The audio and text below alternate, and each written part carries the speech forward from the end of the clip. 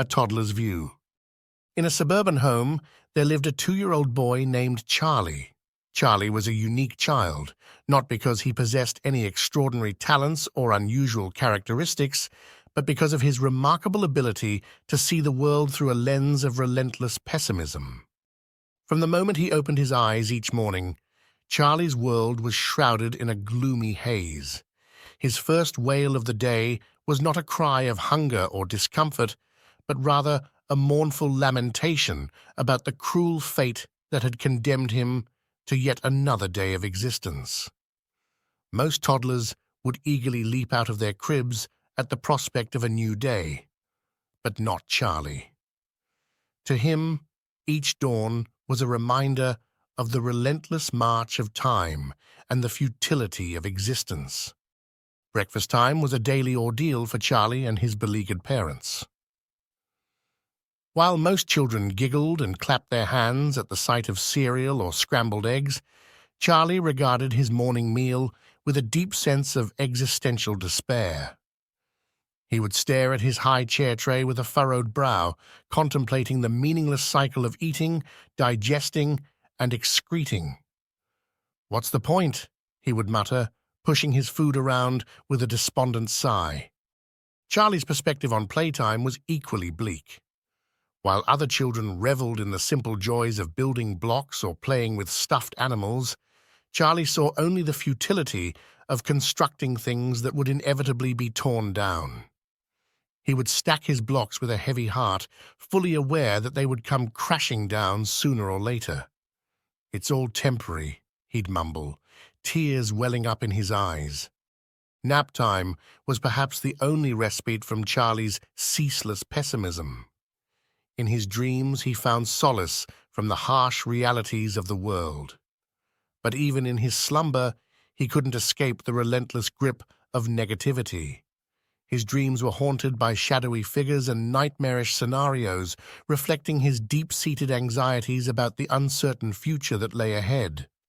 As Charlie grew older, his pessimism only deepened. He became acutely aware of the injustices and cruelties of the world, and he couldn't fathom why anyone would willingly bring a child into such a grim and unforgiving place.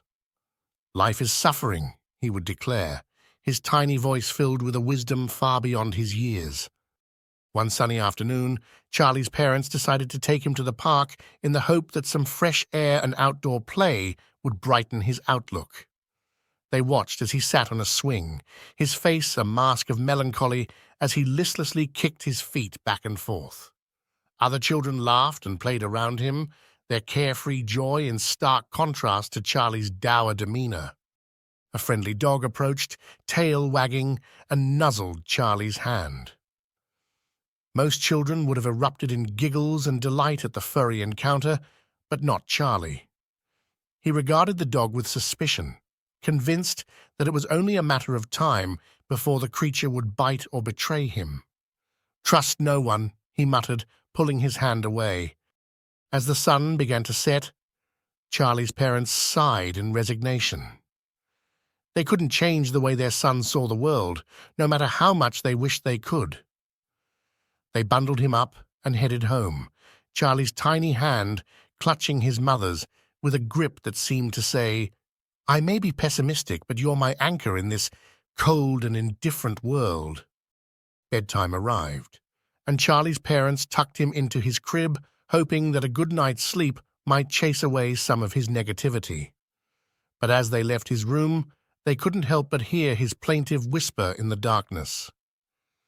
"Life is just a series of disappointments," he murmured to himself, his voice a poignant reminder of the weight he carried on his tiny shoulders. And so, young Charlie continued to view the world through the lens of pessimism, finding sorrow in the simplest of pleasures and despair in the face of hope. But his parents, despite the challenges of raising such a gloomy child, never stopped loving him. They held on to the belief that someday, somehow, their precious boy would find a glimmer of optimism in the world around him, and his relentless pessimism would finally be lifted like a heavy fog, revealing the beauty and wonder that had always been there, waiting for him to see. Years passed, and Charlie's parents continued to nurture their son's newfound appreciation for life's brighter moments.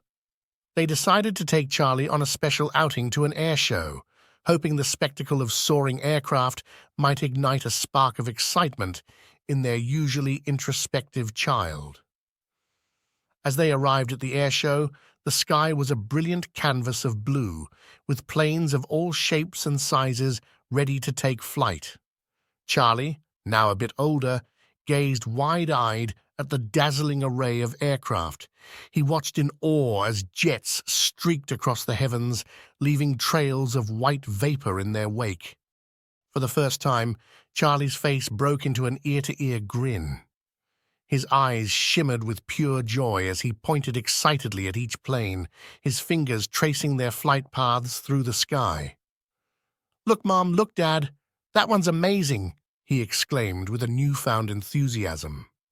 His parents exchanged astonished glances, hardly recognizing the child who once saw the world through a perpetually cloudy filter.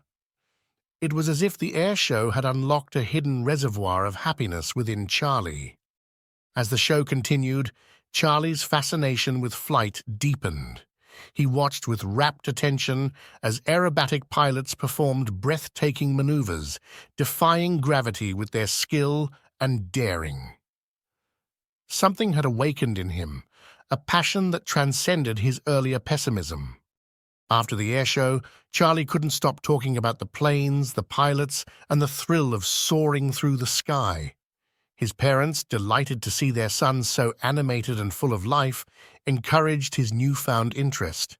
They took him to aviation museums, bought him model airplanes, and even enrolled him in flight lessons when he was old enough. Charlie's transformation was nothing short of remarkable. His once pessimistic outlook gradually gave way to a burning ambition. He dreamed of becoming a pilot, of feeling the exhilaration of flight for himself.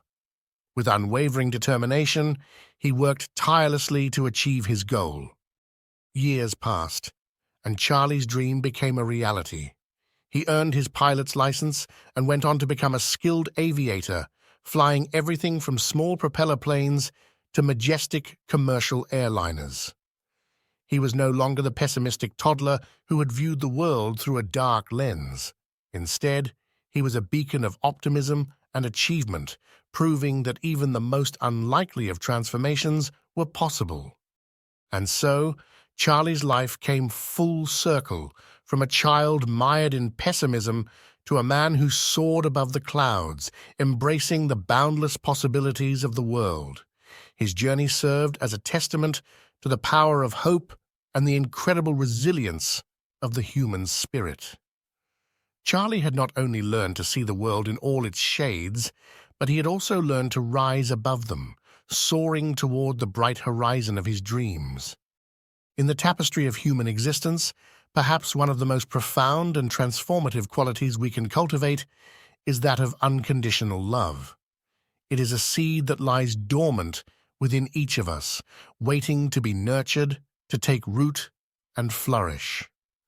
Unconditional love has the power to heal, to mend, and to transform both individuals and societies.